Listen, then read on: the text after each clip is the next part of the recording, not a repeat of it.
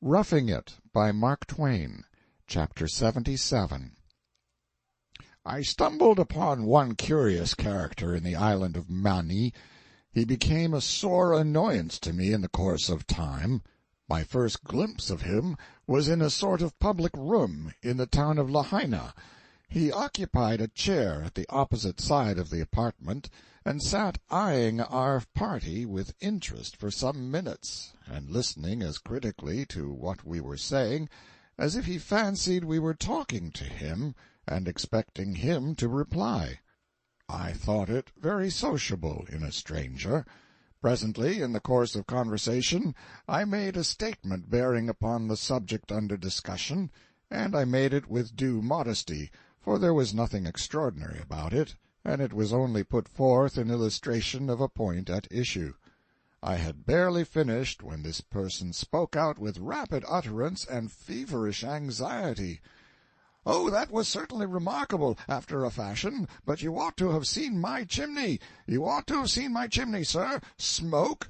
I wish I may hang if— Mr. Jones, you remember that chimney? You must remember that chimney." "No, I recollect now. You warn't living on this side of the island then.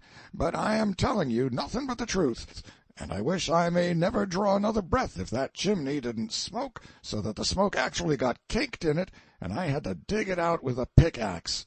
You may smile, gentlemen, but the high sheriff's got a hunk of it which I dug out before his eyes, and so it's perfectly easy for you to go and examine for yourselves." The interruption broke up the conversation, which had already begun to lag, and we presently hired some natives and an outrigger canoe or two, and went out to overlook a grand surf-bathing contest. 2 weeks after this, while talking in a company, I looked up and detected this same man boring through and through me with his intense eye, and noted again his twitching muscles and his feverish anxiety to speak.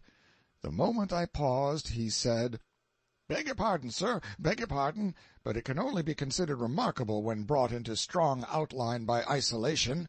Sir, contrasted with a circumstance which occurred in my own experience, it instantly becomes commonplace.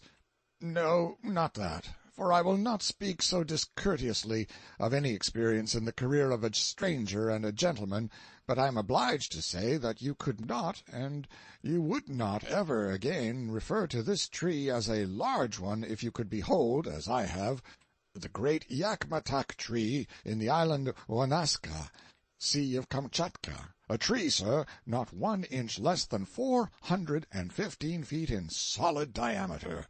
And I wish I may die in a minute if it isn't so. Oh, you needn't look so questioning, gentlemen. Here's old Captain Saltmarsh can say whether I know what I am talking about or not. I showed him the tree." Captain Saltmarsh. "Come now, cat your anchor, lad. You're heaving too taut. You promised to show me that stunner, and I walked more than 11 mile with you through the cussedest jungle I ever see, a-hunting for it.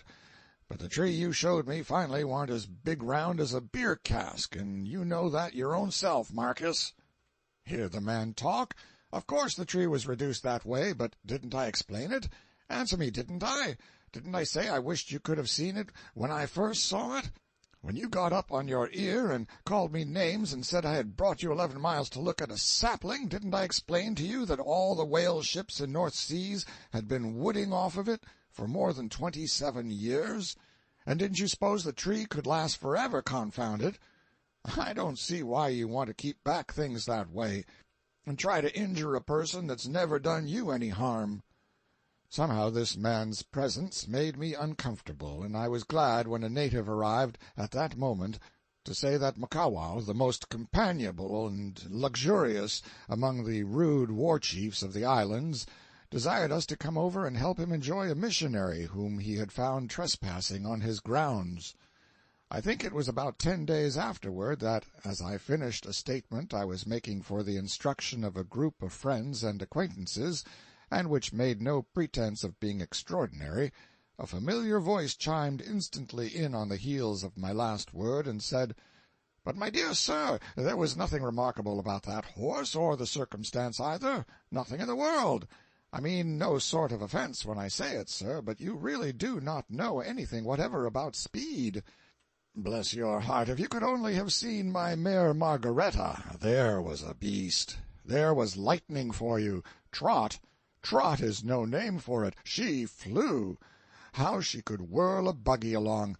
I started her out, sir. Colonel Bilgewater, you recollect that animal perfectly well. I started her out about 30 or 35 yards ahead of the awfulest storm I ever saw in my life, and it chased us upwards of 18 miles. It did, by the everlasting hills. And I'm telling you nothing but the unvarnished truth when I say that not one single drop of rain fell on me. Not a single drop, sir, and I swear to it. But my dog was a-swimming behind the wagon all the way. For a week or two I stayed mostly within doors, for I seemed to meet this person everywhere, and he had become utterly hateful to me. But one evening I dropped in on Captain Perkins and his friends, and we had a sociable time. About 10 o'clock I chanced to be talking about a merchant friend of mine, and without really intending it, the remark slipped out that he was a little mean and parsimonious about paying his workmen. Instantly, through the steam of a hot whiskey punch on the opposite side of the room, a remembered voice shot, and for a moment I trembled on the imminent verge of profanity. "Oh, my dear sir, really you expose yourself when you parade that as a surprising circumstance. Bless your heart and hide, you are ignorant of the very ABC of meanness. Ignorant as the unborn babe. Ignorant as unborn twins. You don't know anything about it. It is pitiable to see you, sir, a well-spoken and prepossessing stranger, making such an enormous powwow here about a subject concerning which your ignorance is perfectly humiliating. Look me in the eye, if you please. Look me in the eye. John James Godfrey was the son of poor but honest parents in the state of Mississippi, boyhood friend of mine, bosom comrade in later years. Heaven rest his noble spirit, he is gone from us now. John James Godfrey was hired by the Hay Blossom Mining Company of California to do some blasting for them, the Incorporated Company of Mean Men, the boys used to call it. Well, one day he drilled a hole about 4 feet deep and put in an awful blast of powder, and was standing over it ramming it down with an iron crowbar about 9 feet long, when the cussed thing struck a spark and fired the powder, and scat! Away John Godfrey whizzed like a skyrocket, him and his crowbar. Well, sir, he kept on going up in the air higher and higher till he didn't look any bigger than a boy, and he kept going on up higher and higher till he didn't look any bigger than a doll, and he kept on going up higher and higher till he didn't look any bigger than a little small bee, and then he went out of sight. Presently he came in sight again, looking like a little small bee, and he came along down further and further till he looked as big as a doll again, and down further and further till he was as big as a boy again, and further and further till he was a full-sized man once more, and then him and his crowbar came a-whizzing down and lit right exactly in the same old tracks, and went to ramming down and ramming down and ramming down again, just the same as if nothing had happened. Now, do you know, that poor cuss warn't gone only 16 minutes, and yet that Incorporated Company of Mean Men docked him for the lost time." I said I had the headache, and so excused myself and went home. And on my diary I entered, "Another night spoiled by this offensive loafer," and a fervent curse was set down with it to keep the item company. And the very next day I packed up, out of all patience, and left the island. Almost from the very beginning I regarded that man as a liar. The line of points represents an interval of years, at the end of which time the opinion hazarded in that last sentence came to be gratifyingly and remarkably endorsed, and by wholly disinterested persons. The man, Marcus, was found one morning hanging to a beam of his own bedroom, the doors and windows securely fastened on the inside, dead, and on his breast was pinned a paper in his own handwriting begging his friends to suspect no innocent person of having anything to do with his death, for that it was the work of his own hands entirely. Yet the jury brought in the astounding verdict that deceased came to his death by the hands of some person or persons unknown. They explained that the perfectly undeviating consistency of Marcus's character for 30 years towered aloft as colossal and indestructible testimony that whatever statement he chose to make was entitled to instant and unquestioning acceptance as a lie, and they furthermore stated their belief that he was not dead, and instanced the strong circumstantial evidence of his own word that he was dead, and beseeched the coroner to delay the funeral as long as possible, which was done.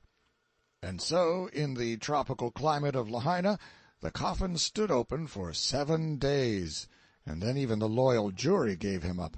But they sat on him again, and changed their verdict to suicide induced by mental aberration, because, they said, with penetration, he said he was dead, and he was dead, and would he have told the truth if he had been in his right mind? No, sir. End of chapter 77.